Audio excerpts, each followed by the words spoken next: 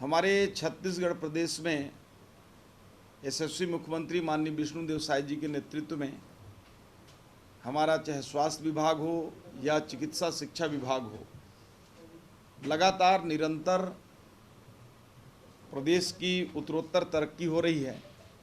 और मैं आपको बताना चाहता हूं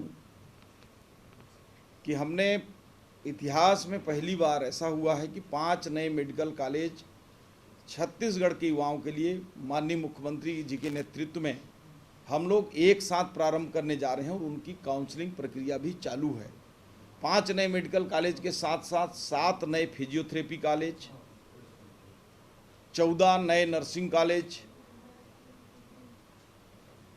इसके साथ ही साथ 10 मेडिकल कॉलेजों में पैरा मेडिकल के कोर्सेस, जिसमें बहुत ही महत्वपूर्ण, चाहे वो लैब टेक्नीशियन हो, चाहे ओटी टेक्नीशियन हो, चाहे डायलिसिस के लिए टेक्नीशियन हो, चाहे एक्सरे का टेक्नीशियन हो, चाहे सीटी स्कैन का टेक्नीशियन हो, चाहे एमआरआई का टेक्नीशियन हो, और उससे बढ़कर जो थेरेपी सिस्टम आजकल आ रहा है, जो जैसे सेल थेरेपी से डायबिटिक को ख़त्म किया जाता है, तो इस प्रकार के पैरामेडिकल कोर्सेस को हम इस साल से ही चालू कर रहे हैं, जो प्रदेश के लगभग 3000 से अधिक युवाओं को सभी नए संस्थाओं प्रकल्पों को मिलाकर इस साल प्रवेश मिलेगा और उनकी आगे भविष्य में उनको एक रोजगार के लिए परमानेंट अवसर मिलते जाएंगे। दुख इस बात का है कि कुछ ऐसे तत्व सिर्फ राजनीति और केवल राजनीतिक उद्देश्य से प्रदेश के युवाओं को गुमराह करने का प्रयास कर रहे हैं। मैं उन साथियों से पूछता हूं, कुछ सोशल मीडिया पर कल मैंने पोस्टर्स, पॉम्पलेट्स देखे थे कि एडवांस में उनको कैसे मालूम है कि गड़बड़ी होने वाली है। क्या वे स्वप्नदृष्टा हैं, क्या वे ज्योतिषी हैं, क्या वो त्रिकालदर्शी हैं? उनको कैसे मालूम कि आगे चलकर ये एडमिशन में गड़बड़ी हो सकती है? उसके लिए एडवांस में घेराव करना। हकीकत ये है कि इनके दिमाग में पूरी तरह से जो दिमागी नक्सल की बात माननीय प्रधानमंत्री जी ने कहा था, वो इनके दिमाग में भरा हुआ है। ये चाहते हैं समाज को अस्थिर करना, ये चाहते हैं प्रदेश को अस्थिर करना, ये चाहते हैं युवाओं को गुमराह करना, और उनके दिल्ली में बैठे हुए आका पूरे प्रदेश के लिए षड्यंत्र करते हैं और वहाँ से रचना बनकर पूरे देश के जेएनजी और युवाओं को गलत दिशा में गलत चीज ट्रैक दिखाने का इनका प्रयास है। मैं नीट के संदर्भ में बताना चाहूँगा कि नीट की परीक्षा स्वतंत्र एजेंसी एनटीए लेती है, सबको आपको मालूम है। और उस समय जब प्रवेश पत्र के लिए, जो परीक्षा के लिए 5 चीज़ें उसमें चेक लिस्ट में, जो वैलिडिटी लिस्ट जिसको बोलते हैं, वैलिडेशन, वो 5 अनिवार्य चीज़ रहते हैं जिसके आधार पर हम यहाँ काउंसलिंग करते हैं। पहला, रोल नंबर सेम होना चाहिए। अगर उसने जो फॉर्म में रोल नंबर भरा है वो रोल नंबर अगर गलत है तो अवैध है। दूसरा, एप्लीकेशन नंबर जो कैंडिडेट का होता है वो सेम होना चाहिए। यदि वो सेम नहीं है तो मान के चलिए कि वहाँ पे कहीं ना कहीं डुप्लीकेसी है। तीसरा जो है, नेम ऑफ कैंडिडेट, कैंडिडेट का नाम उसमें सरनेम है या सरनेम नहीं है, या सरनेम क्या है, वो उस समय जब फॉर्म भरा है उस समय और हमारे यहाँ जो काउंसलिंग के लिए जो भरेगा वो नाम सेम होना चाहिए, विथ सरनेम और विदाउट सरनेम, दोनों में भी वो होना चाहिए। इसी प्रकार से मदर्स नेम, कई एक लंबा विषय भी आता रहा कि भाई वो किसी के सरनेम में गुप्ता लिखा है, किसी के सरनेम में साहू लिखा है, तो ये हमारा सब्जेक्ट नहीं है। यदि सरनेम उसने, उसके माता का नाम और सरनेम जो उस समय एनटीए के फॉर्म में जो उसने फिलअप किया है, जिसके आधार पर परीक्षा दिया है, सेम चीज़ अगर हमारे यहाँ वो भरता है तब उसको हम वैलिड मानते हैं। और 5वां महत्वपूर्ण चीज़, डेट ऑफ बर्थ जो कैंडिडेट का है वो उस फॉर्म में और इसमें मिलता है। तो हम ये 5 चीज़ों को वेरिफिकेशन करते हैं। चूँकि परीक्षाओं के फॉर्म हम नहीं भरवाते, परीक्षा हम आयोजित नहीं कर सकते, नहीं करते, और जो कैटेगरी है, कोई एसटी है, एससी है, डोमिसाइल है, ये ऑल ओवर इंडिया लेवल का टेस्ट होता है।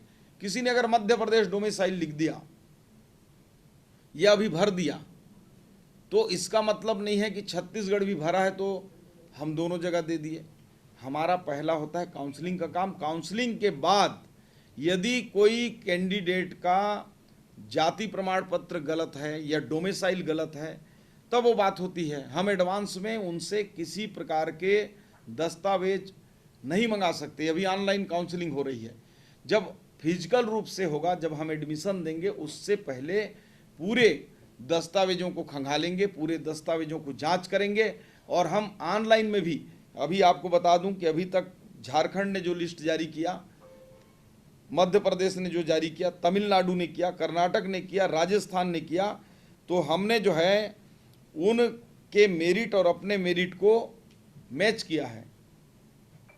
और जो ऑनलाइन जानकारी है, यदि हमको हमारे मन में कहीं रहता तो हम उसको सार्वजनिक क्यों करते हैं? हमारे वो सार्वजनिक है, आप भी देख सकते हैं। पूरे छत्तीसगढ़ के जितने भी लोगों का वो मेरिट सूची है उसको एक आम आदमी भी देख सकता है, वो सार्वजनिक है।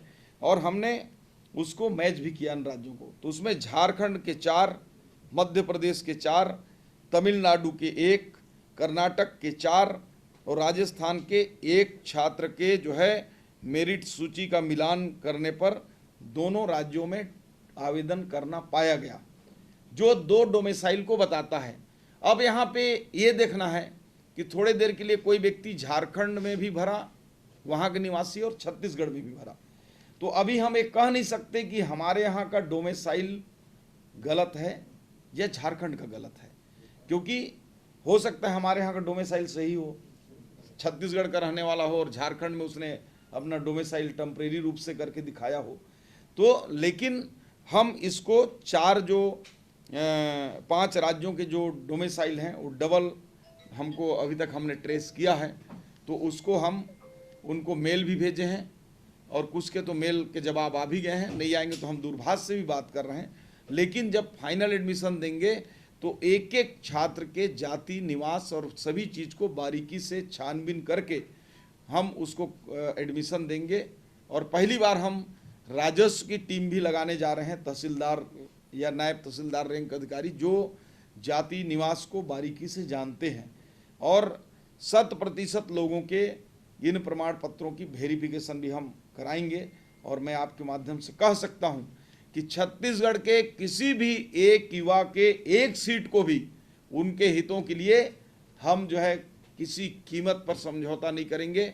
इसमें जो भी गड़बड़ी करेगा उसको कठोर से कठोर दंड देंगे। और मैं विश्वास दिलाता हूं कि किसी प्रकार के इस प्रक्रिया में गड़बड़ी नहीं होगी। गड़बड़ी होने की कहीं पे हम कोई लूप पोल नहीं छोड़ रहे हैं। हम पहले से सजग हैं।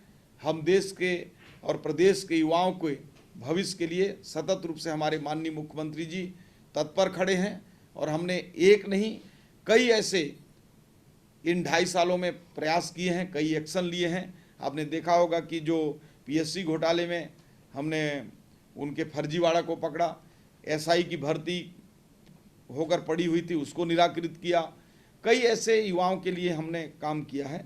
और इसमें भी आपको बता दूं कि लगभग छत्तीसगढ़ को इस साल प्राइवेट और सरकारी करके 500 से ऊपर एमबीबीएस की सीटें हमको इस साल हमारी बढ़ी हैं।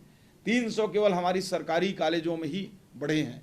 यदि हमको युवाओं की चिंता नहीं होती तो हम क्यों ऐसा प्रयास करते?